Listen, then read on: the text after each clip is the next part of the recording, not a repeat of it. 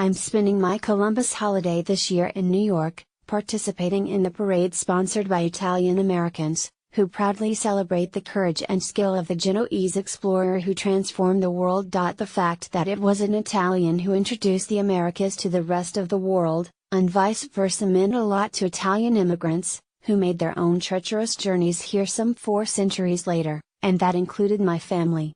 I think about my mother's grandparents making their way down the hills of Sicily, to a port they'd never seen, through strange waters, to arrive days later in a foreign country for which no technology could prepare them.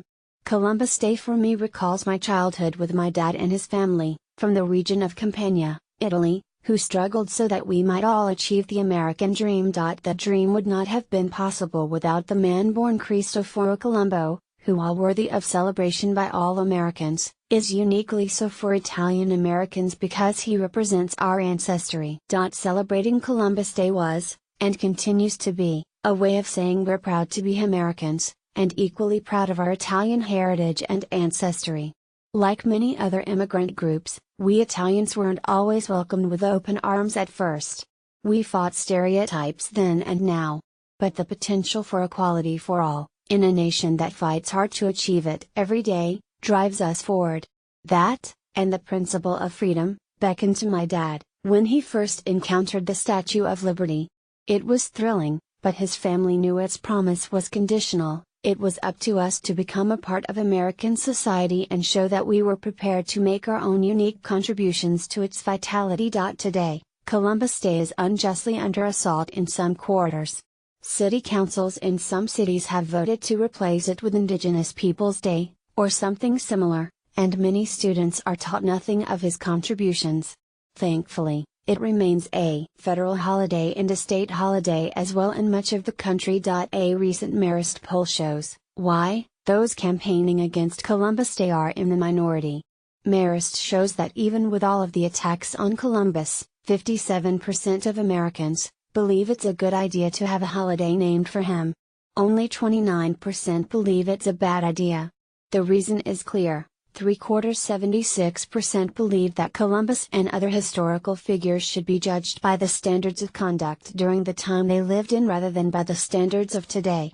It's important to understand why we must fight back on attempts to erase his just place in history. Even by today's standards, and despite what you might hear, Columbus was a man whose approach to the native people he met during his first voyage was exemplary, taking delight in their friendliness and happy demeanor.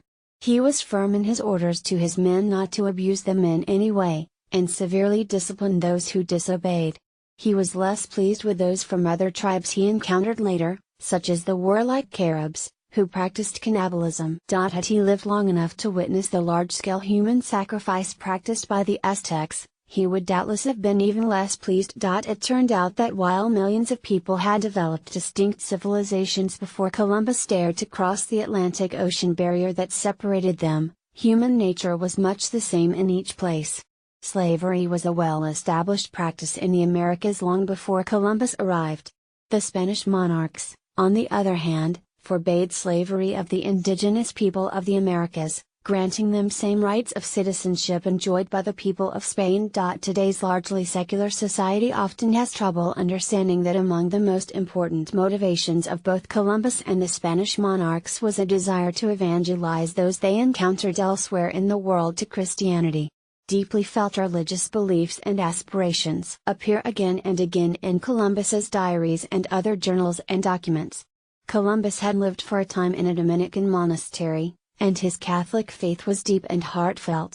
The author of Columbus and the Quest for Jerusalem, Stanford Emeritus Professor of Anthropology Carol Delaney, cites abundant evidence that Columbus hoped and believed that his voyages of discovery would produce wealth that could finance a follow-up of the Spanish Reconquista. The fall of Granada had occurred early in 1492 in the Holy Land. Extremists on both the left and right have been attacking Columbus since the mid-19th century, when Friedrich Engels, co-author with Karl Marx of the Communist Manifesto, condemned him as an early capitalist. In the 1920s, the Ku Klux Klan attacked Columbus because they had broadened their hatreds to include Catholics, and were in the forefront of immigration laws passed in 1921 and 1924 that effectively cut off immigration entirely. Italians, Of course, we're both cat.